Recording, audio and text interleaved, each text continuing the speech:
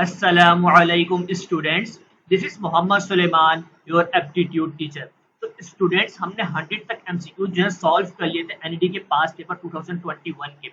इस लेक्चर के अंदर जो है मैं आपको 101 से लेके जो है 130 तक एमसीक्यू सॉल्व करवाऊंगा, जो कि आपके राउंड 2 के टेस्ट के लिए इंपॉर्टेंट है और इसी तरह दाऊद यूनिवर्सिटी के टेस्ट के लिए भी जो है इंपॉर्टेंट एमसीक्यूज है। तो अगर आपने 100 एमसीक्यू जो अभी तक नहीं देखे तो आप उनको जो है पहले लाजमी देखें ताकि आपका जो है टेस्ट अच्छे नंबर से पास हो सके। तो आज जो हम लोग 101 से स्टार्ट करते हैं। एमसीक्यूज क्या हमारे पास, the combined focal length of two lenses each of focal length F is dash. तो बेटा आपको कंबाइंड फोकल लेंथ का फॉर्मूला पता होना चाहिए। वो किसके बराबर होता है, 1 upon F is equal to 1 upon F one plus 1 upon F two. ठीक है बेटा, आपको सवाल ने बोला गया कि ईच ऑफ फोकल लेंथ जो है एफ के बराबर है, मतलब आपको बोला जा रहा है कि एफ वन और एफ टू दोनों जो है किसके बराबर है, एफ के बराबर है। तो आप क्या करना है, आपने 1 अपॉन एफ पुट करना है प्लस 1 अपॉन एफ पुट करना है। ठीक है, अब यहाँ पर 1 अपॉन एफ जो है वैसे ही नीचे आ जाएगा। अब इसका जो है आप एलसीएम ले लें। जब आप एलसीएम लेंगे आपके पास डिवाइड में क्या आ जाएगा, एफ आ जाएगा और ऊपर 1 प्लस 1 क्या हो जाएगा, 2 के बराबर आ जाएगा। 2 अपॉन एफ जो है आपके पास आ चुका है। अब देखो यहाँ पे जो कंबाइंड फोकल लेंथ है वो 1 अपॉन एफ की फॉर्म में, हमें जो चाहिए सिर्फ एफ की फॉर्म, तो हम इसको ऊपर ले जाएंगे। जब इसको ऊपर लेके जाएंगे तो यहाँ से हमारे पास क्या हो जाएगा, एफ अपॉन 2 हो जाएगा, क्योंकि यहाँ से भी ऊपर चला जाएगा और ये नीचे आ जाएगा, तो एफ अपॉन 2 आएगा हमारे पास। तो आपके पास देखो सी वाला ऑप्शन जो है करेक्ट आंसर है। ये आपके पास कंबाइंड फोकल लेंथ है टू लेंसेज की।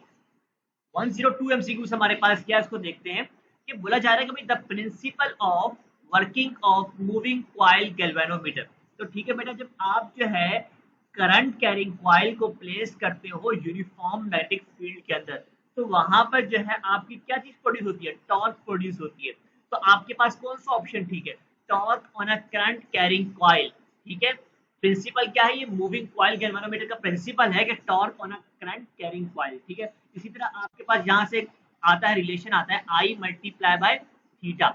आई आपके पास क्या होता है, ये करंट होता है, करंट इन द कॉइल, और थीटा आपके पास क्या होता है, डिफ्लेक्शन एंगल होता है। ये चीज मैंने आपको पहले भी जो है बता दी थी लास्ट वीडियोस के अंदर। ठीक है, 103 एमसीक्यूज की बात करते हैं।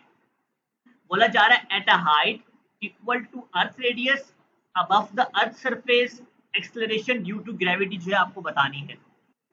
बेटा इस एमसीक्यूज को बहुत तसल्ली से समझना, ये एमसीक्यूज बहुत दफा पूछा गया है, बच्चे मिस्टेक करके आते हैं। जब देखो सरफेस ऑफ अर्थ की बात करते हैं ना, सरफेस ऑफ अर्थ के ऊपर, तो उस टाइम जो आपके पास एक्सेलरेशन ड्यू टू ग्रेविटी होती है वो small G is equal to G M divide by R square के बराबर होती है। ठीक है, यहाँ तक आपको समझ में आता है।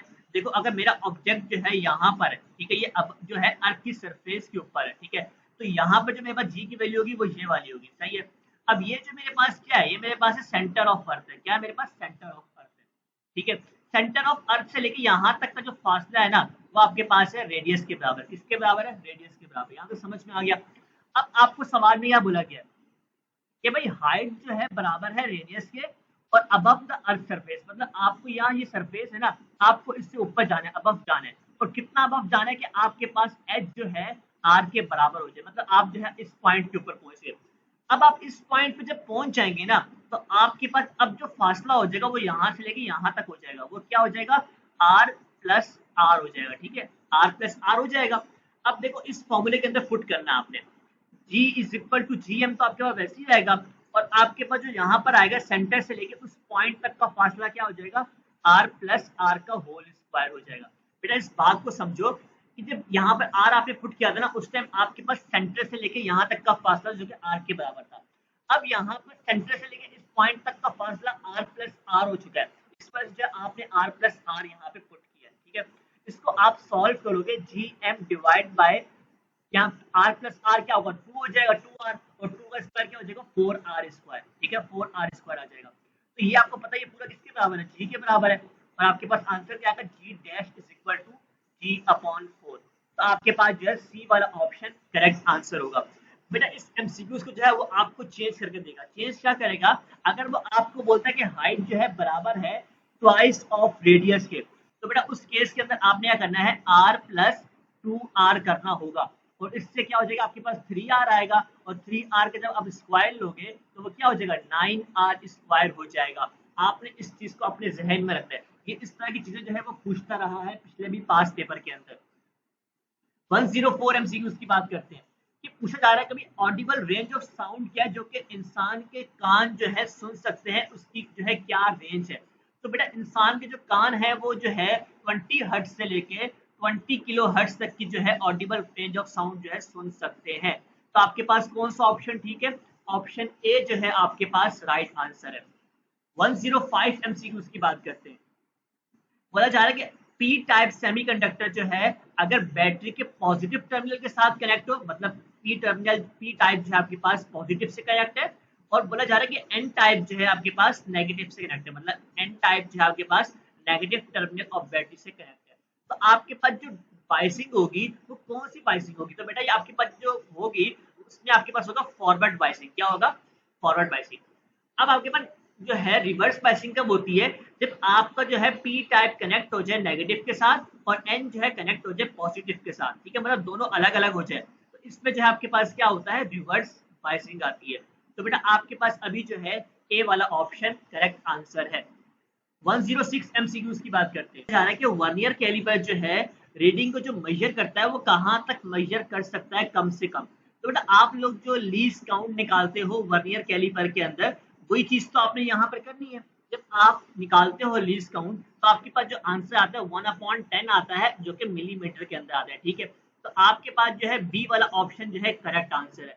अब इस यहाँ पर वो करता क्या है कि आपको कभी कभार जो है 0.1 मिलीमीटर भी दे देता है, तो आप लोग परेशान हो जाते हैं कि 1/10 तो है ही नहीं एमसीक्यूज के अंदर, तो बेटा 0.1 मिलीमीटर लिख के दे या फिर आपको 1/10 लिख के दे, तो दोनों की बात जो है बिल्कुल सेम है, तो आपने जो है उसी के ऊपर आंसर जो है अपना लगाना है।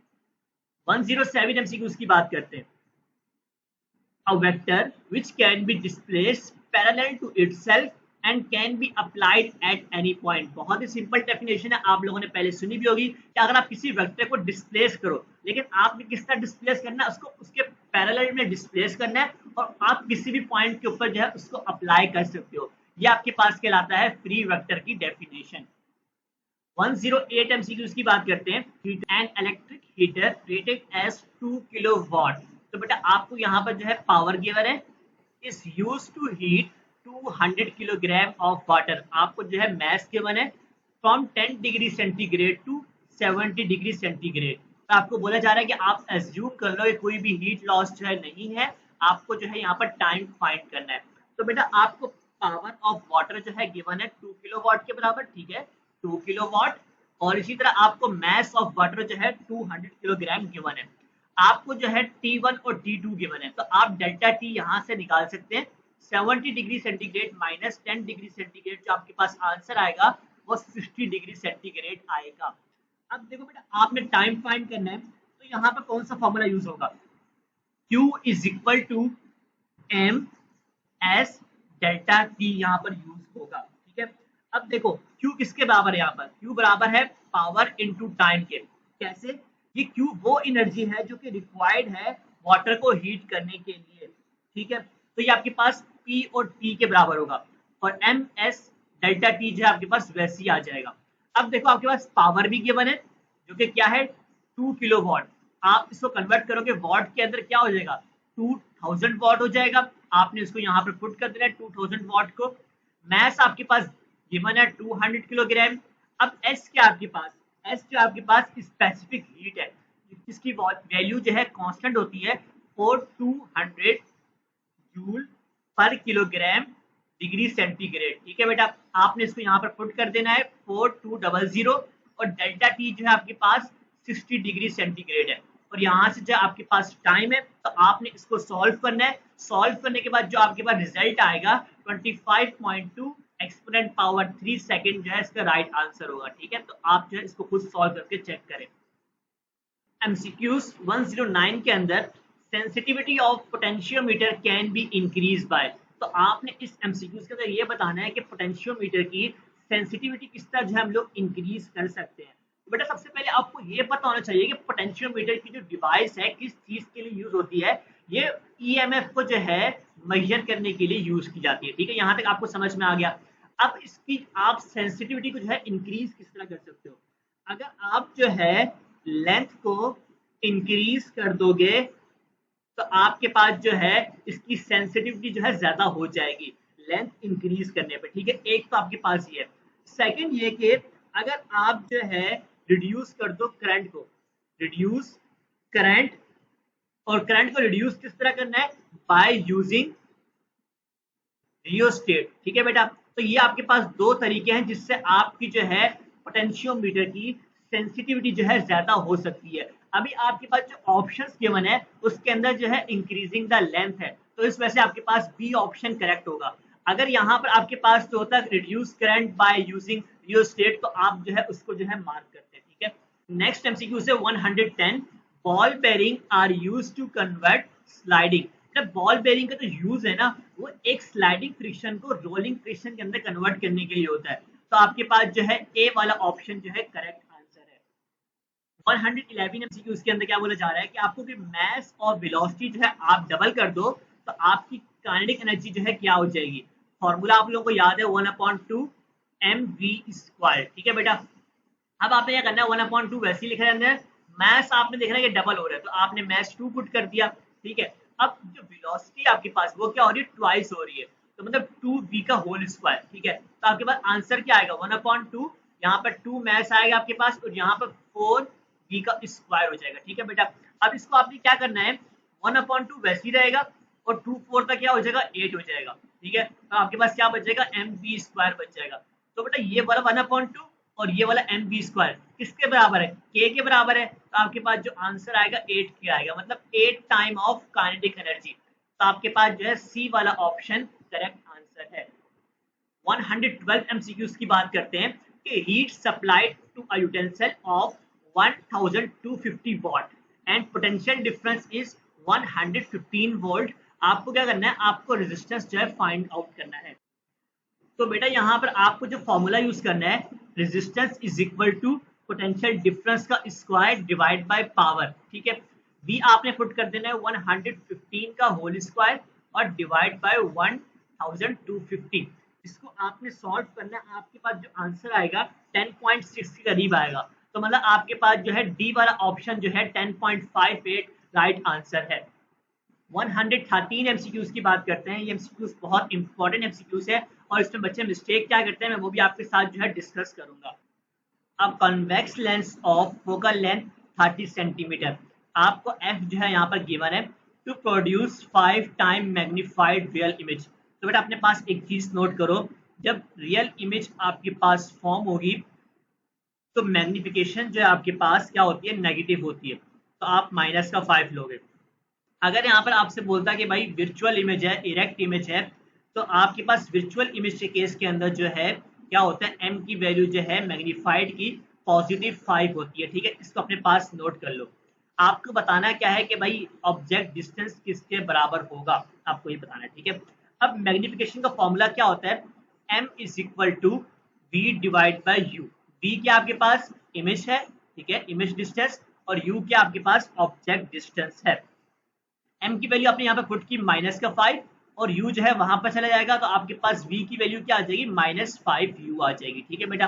अब यहाँ पे आने के बाद आपने लेंस फॉर्मूला यूज करना है 1/f = 1/v - 1/u, ठीक है बेटा। v जो आपके पास इमेज डिस्टेंस होता है, u जो आपके पास ऑब्जेक्ट डिस्टेंस होता है। अब देखो f आपके पास 30 गिवन था, आपने पुट कर दिया। अब v जो है आपके पास -5 है तो -5u पुट कर दिया आपने, और -1/u जो है आपके पास वैसी का वैसी आ गया, ठीक है।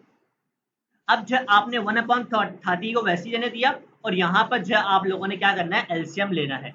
तो बेटा जब आप एलसीएम लोगे तो आपके पास आंसर आएगा -6 डिवाइड बाय 5u, ठीक है।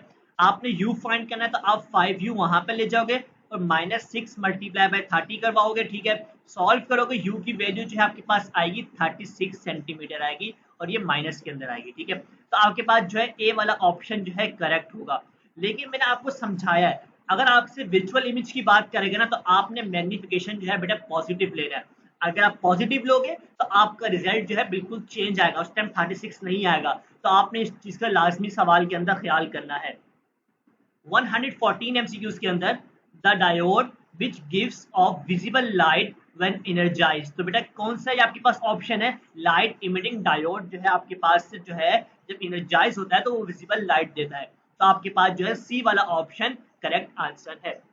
115 एमसीक्यूज के अंदर in Compton effect the frequency of scattered photon is dash. बेटा इस एमसीक्यूज के जो आपको इंपॉर्टेंट चीज देखनी होती है ना, वो ये देखनी होती है कि आपसे यहाँ पर फ्रीक्वेंसी पूछा गया है या फिर आपसे यहाँ पर वेवलेंथ पूछा गया है। ठीक है, अगर आपसे पूछा था कि फ्रीक्वेंसी है तो ठीक है, तो जो स्कैटर्ड फोटोन होता है उसकी फ्रीक्वेंसी जो है हमेशा कम होती है इंसिडेंट फोटोन से, तो आपके पास बी वाला ऑप्शन करेक्ट हो जाएगा। अगर यहाँ पर वो वेवलेंथ देता है फ्रीक्वेंसी की जगह पे, तो उस टाइम जो क्या होता है आपके पास उस time greater than incident photon होगा, क्योंकि आपको पता है कि फ्रीक्वेंसी और वेवलेंथ जो है आपस में इनवर्स रिलेशन के अंदर होते हैं। तो इन दोनों पॉइंट्स को आपने अपने माइंड के अंदर रखना है। 116 एमसीक्यूज के अंदर आपसे क्या बोला जा रहा है कि 3 रेजिस्टर है, 3 ओम, 4 ओम एंड 5 ओम। ठीक है, ये आपके पास तीनों किसमें है, सीरीज के अंदर है। ठीक है, आर कनेक्टेड इन पैरेलल 2 ओम, ये आपके पास एक है पैरेलल के अंदर है। तो आपको बेटा क्या बताना है, इक्विवेलेंट रेजिस्टर बताना है। इस सवाल को समझो थोड़ा सा। अब ये 3 रेजिस्टर जब सीरीज में लगे हुए हैं ना, इसको पहले सॉल्व कर लो। इन सीरीज में क्या होता है, R E is equal to R1 plus R2 plus R3, तीनों का सम ले लो, क्या आ जाएगा, 12 आ जाएगा। तो मतलब आपके पास जो है यहाँ पर जो रेजिस्टर निकल के आएगा 12 ओम निकल के आएगा। अब ये जो 12 ओम निकल के आया है, ये इसके साथ किस में है, पैरेलल के अंदर है। अब पैरेलल के अंदर क्या होता है, 1 upon R E is equal to 1 upon R1 plus 1 upon R2 होता है। ठीक है, अब 1 अपॉन R1 क्या है, 12 है आपके पास, और यहाँ पर आपके पास क्या 2 है, तो 1 अपॉन 2 लिख दिया। इसका आप एलसीएम ले लो, एलसीएम में क्या आएगा, नीचे 12 आ जाएगा, ऊपर क्या आएगा आपके पास 1 प्लस 6 आ जाएगा।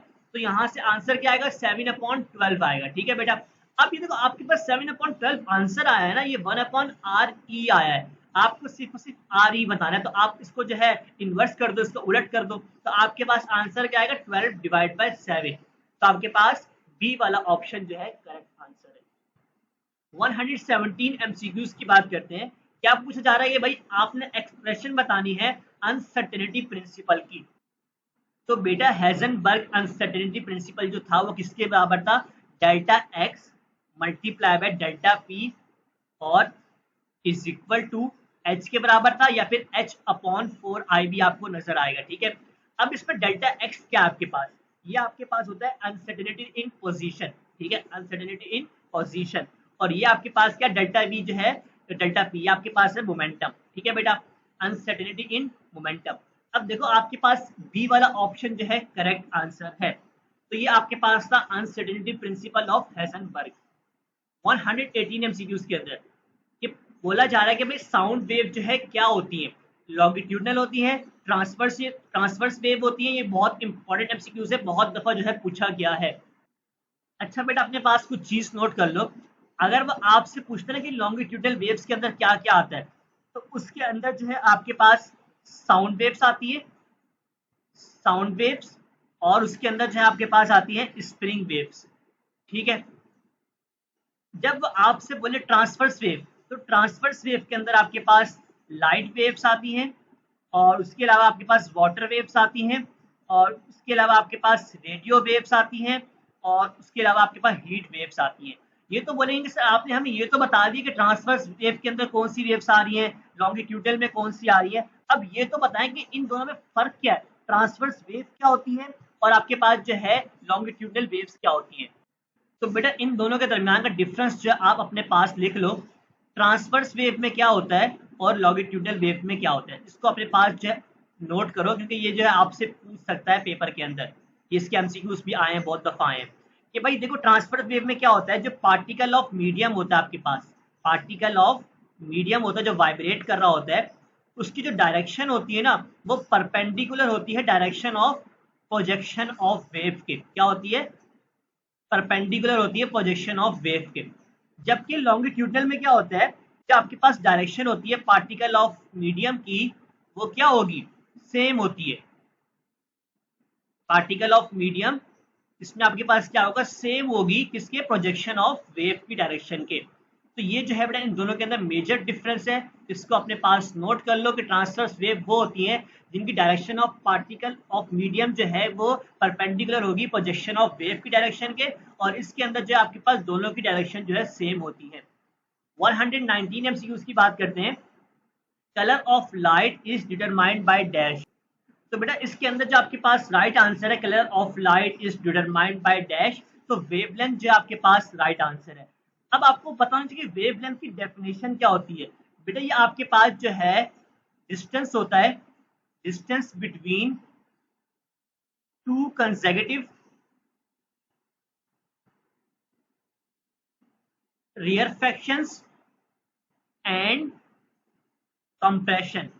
तो बेटा इसको अपने पास नोट कर लो, ये डेफिनेशन देके भी आपसे पूछ सकता है कि भाई किस चीज की डेफिनेशन है। तो ये किन चीजों के दरमियान का डिस्टेंस है, कंसेक्यूटिव रेयरफैक्शन और कंप्रेशन के दरमियान का, जिसको हम लोग वेवलेंथ कहते हैं। अब एक और बात यहाँ पर आती है, अगर आपको बोले कि भाई रेड लाइट है, अब बताओ कि रेड लाइट की जो वेवलेंथ होती है वो शॉर्टेस्ट होती है, लॉन्गेस्ट होती है। तो बेटा लॉन्गेस्ट वेवलेंथ जो है रेड लाइट की होती है, लॉन्गेस्ट वेवलेंथ। अगर वह आपसे बोले वॉयलेट, वॉयलेट लाइट है, अब बताओ इसकी वेवलेंथ क्या होगी। तो इसकी वेवलेंथ जो आपके पास शॉर्टेस्ट वेवलेंथ होती है। तो मैंने आपको दोनों बता दिए, तो आप इसको अपने पास नोट कर। 120 एमसीक्यूज के अंदर Newton's corpuscular theory of light depend upon dash. बहुत सारे बच्चे जो है बेटा इसके अंदर ए ऑप्शन जो है आंसर लगाते हैं और उनका आंसर जो है गलत हो जाता है।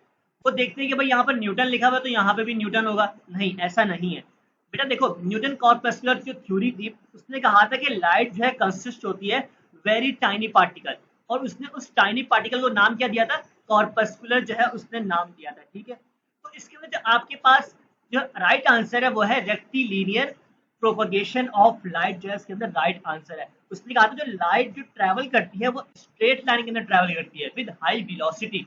तो आपके पास जो है डी ऑप्शन करेक्ट आंसर है। 121 एमसीक्यूज की बात करते हैं।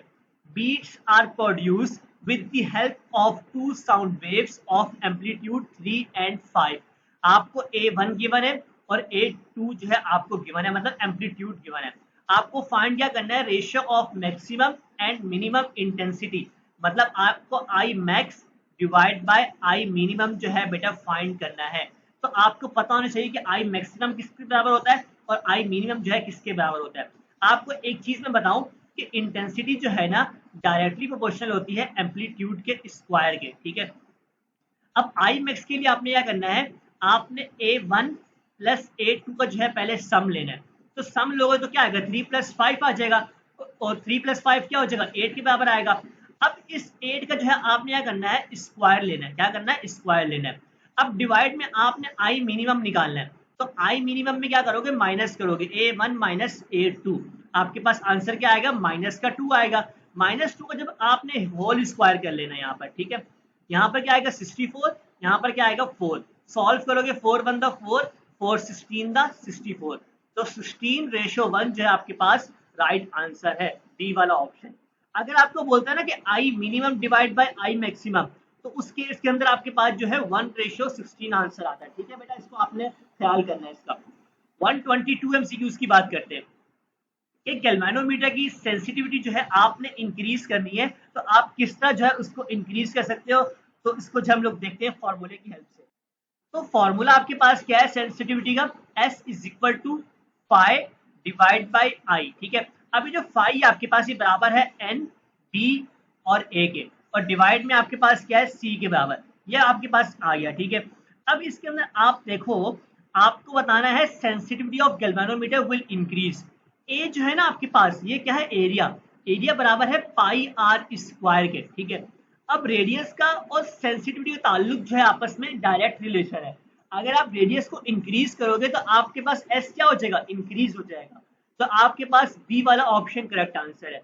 ए आपके पास क्यों नहीं ठीक हुआ, कि यहाँ पर बोल रहा है कि number of turn off coil को डिक्रीज कर रहा है। तो बेटा जब आप एन को डिक्रीज करोगे तो आपकी सेंसिटिविटी जो है वो भी डिक्रीज हो जाएगी, जबकि आपको इंक्रीज करनी है। इस वजह से जो है आपके पास ये गलत हो जाएगा। और सी में बोल रहा है कि रेडियस भी डिक्रीज कर दो, रेडियस डिक्रीज करोगे तो आपके पास एस भी डिक्रीज होगा, तो ये भी जो है आपके पास गलत हो जाएगा। 123 एमसीक्यू से आपके पास क्या बोल रहा है, if 13.6 electron volt energy is required to ionise the hydrogen atom. तो कितनी एनर्जी रिक्वायर्ड होगी कि इलेक्ट्रॉन को रिमूव करने के लिए उसकी एक्साइटेड स्टेट से, जब आपके पास n की वैल्यू जो है 2 के बराबर हो। तो बेटा ये सवाल बहुत आसान है, आपने फॉर्मूला आपने पढ़ा होगा 13.6 डिवाइड बाय n का स्क्वायर। तो बेटा n की वैल्यू आपके पास 2 गिवन है, इसको यहाँ पर पुट कर दो। n का स्क्वायर जब करोगे 2 का स्क्वायर क्या हो जाएगा, 4 हो जाएगा। सॉल्व करोगे 3.4 इलेक्ट्रॉन वोल्ट जो है आंसर आएगा। तो आपके पास सी वाला ऑप्शन जो है करेक्ट आंसर है। 124 एमसीक्यूज की बात करते हैं। आपसे बोला जा रहा है कि भाई 4 बल्ब्स हैं और उनकी जो है आपको वॉट गिवन है 10 वॉट, 20 वॉट, 30 वॉट और 40 वॉट, और बोला जा रहा है कि भाई सीरीज के अंदर कनेक्ट है। आपको बताना है कि कौन सा बल्ब जो है शाइन ज्यादा करेगा। तो बेटा इस चीज को अपने पास नोट करो। जब आपसे बोला कि बल्ब जो है शाइन कौन सा ज्यादा करेगा, तो आपने देखना है जिसका जो है वॉट ज्यादा होगा वो ज्यादा शाइन करेगा। तो 40 वॉट आपके पास आंसर आ जाएगा। अगर वो आपसे बोलता नाइट बल्ब है, तो नाइट बल्ब आपको पता कि नाइट के नाम हम लोग जो है बल्ब हमारा ज्यादा शाइन नहीं करना चाहिए, तो उसके लिए आपके पास क्या होगा, जो लेस वॉट होगा ना वो आपके पास राइट आंसर होगा। इसमें आपने सबसे ज्यादा देखना है, जिसमें सबसे ज्यादा आपकी वॉट का जो आंसर होगा मोर वॉट वाला होगा, तो आपके पास 40 है।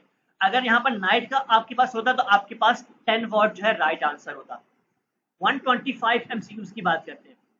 आपको ये इक्वेशन गिवन है एल्यूमिनियम की, ठीक है, उसका रिएक्शन हो रहा है हीलियम के साथ, ठीक है, और आपके पास जो है बताना है कि प्रोडक्ट में क्या चीज फॉर्म होगी, ठीक है, ये फास्फोरस है आपके पास, और प्लस आपको एक्स बताना है कि एक्स क्या आएगा, ठीक है बेटा। अब यहाँ पर देखो 27 प्लस 4 कितना है, 31 जो है आपके पास एटॉमिक मास है, ठीक है, और यहाँ पर आपके पास 13 प्लस 2 कितना 15 जो है आपके पास एटॉमिक नंबर है। और अगर हम राइट साइड पे देखें तो राइट साइड पे हमारे पास 30 जो है एटॉमिक मास है, और हमारे पास जो है 15 जो है हमारे पास एटॉमिक नंबर है। तो बेटा इससे आपको क्या समझ में आ रहा है कि एटॉमिक नंबर तो आपके पास कोई चेंज नहीं आ रहा, तो मतलब एटॉमिक नंबर जो आपके पास क्या आएगा, 0 के बराबर आएगा, ठीक है। जबकि एटॉमिक मास जो है आपके पास एक जो है कम हो रहा है, इसका मतलब ये कि आपके पास जो एटॉमिक मास आएगा वो 1 के बराबर आएगा। तो आपके पास जो है डी वाला ऑप्शन करेक्ट आंसर है। क्यों, इसके अंदर 1 जो है एटॉमिक मास लिखा हुआ है और 0 जो है आपके पास एटॉमिक नंबर लिखा हुआ है, तो आपको भी यही चीज चाहिए थी ना, तो आपके पास जो है डी ऑप्शन करेक्ट आंसर है। 126 एमसीक्यूज की बात करते हैं कि भाई वैल्यू ऑफ जी जो है at the centre of earth पे क्या होती है। बेटा मैंने आपको एक सर्किल बना के दिखाया था, और ये मैंने आपको बताया कि ये सेंटर ऑफ अर्थ है, ठीक है। वैल्यू ऑफ जी जो है आपके पास 0 हो जाती है जब आप सेंटर ऑफ अर्थ की बात करते हो। आगे हमारे पास 127 एमसीक्यूज है। In treating localised cancer tumour a narrow beam of this is used, gamma rays from cobalt 60 जो है आपके पास इसका राइट ऑप्शन है। 128 एमसीक्यूज की बात करते हैं। बहुत ही इंटरेस्टिंग एमसीक्यूज है और बहुत दफा पूछे जाने वाला एमसीक्यूज है बेटा। Half life of radium is 1600 year जो आपको गिवन है। After 6400 years the sample of surviving radium will be dash. अच्छा बेटा, तो आपको जो है कैपिटल टी जो है गिवन है हाफ लाइफ ऑफ रेडियम, ठीक है। इसके अलावा आपको जो ये स्मॉल टी गिवन है कि भाई ये टाइम ऑफ डिके है इसका, ठीक है। आपने जो फाइंड करना है नंबर, आपने सॉरी फाइंड करना है सैंपल ऑफ सर्वाइविंग, ठीक है, जो कि बराबर होता है n/n0 जो है आपने फाइंड करना है, ठीक है। तो बेटा पहले आप जो है स्मॉल n निकालोगे। स्मॉल n आपके पास क्या होता है, नंबर ऑफ हाफ लाइफ, ठीक है। तो इसमें क्या करते हो आप जो है स्मॉल टी को डिवाइड कराते हो कैपिटल टी के साथ। तो 6400 आपने ऊपर लिखना है और नीचे जो है आपने 1600 लिखना है। सॉल्व करोगे आंसर n की वैल्यू आएगी 4 के बराबर आएगी, ठीक है। अब ये फॉर्मूला आपने यूज करना है n/n0, क्योंकि जो आपने फाइंड करना है ये किसके बराबर होता है, 1/2 और पावर n इसकी, ठीक है। 1/2 तो आपको पता है। अब n की वैल्यू आपने अभी निकाली है, किसके बराबर निकाली है, 4 निकाली है, तो इसको सॉल्व कर लो। 1/2 पावर 4 किसके बराबर होता है, 1/16 के बराबर होता है। तो आपके पास जो है सी वाला ऑप्शन करेक्ट आंसर है। 129 एमसीक्यूज की बात करते हैं। Ruby crystal is form when aluminium ion is replaced by. बेटा क्रोमियम आयन से आप रिप्लेस करते हो क्रोमियम +3 से, तो आपके पास जो है रूबी क्रिस्टल फॉर्म होता है। तो आपके पास डी वाला ऑप्शन करेक्ट आंसर है। 130 एमसीक्यूज की बात करते हैं। According to Bohr theory angular momentum of electron in is integral multiple of dash. तो h/2 पाई जो है आपके पास इसका राइट आंसर है, ए ऑप्शन। तो बेटा आज की वीडियो के अंदर जो है हम लोगों ने 130 एमसीक्यू सॉल्व कर लिए, और इंशाल्लाह जो है अब मैं केमिस्ट्री के ऊपर फोकस करूंगा, क्योंकि मैंने फिजिक्स का जो है बहुत हद तक क्वेश्चन जो है आप लोगों का कवर करा दिया है। तो जो है सॉल्व, तो बाकी भी आपने एमसीक्यू की तैयारी करनी है, लेकिन आपने इनके ऊपर फोकस जो है ज्यादा करना है। अब जो है इंशाल्लाह हम लोग मूव करेंगे केमिस्ट्री की तरफ, और मैं आपको केमिस्ट्री की तैयारी जो है करवाऊंगा। Thank you for watching this video and subscribe knowledge school for more past paper solution and more videos of different universities admission.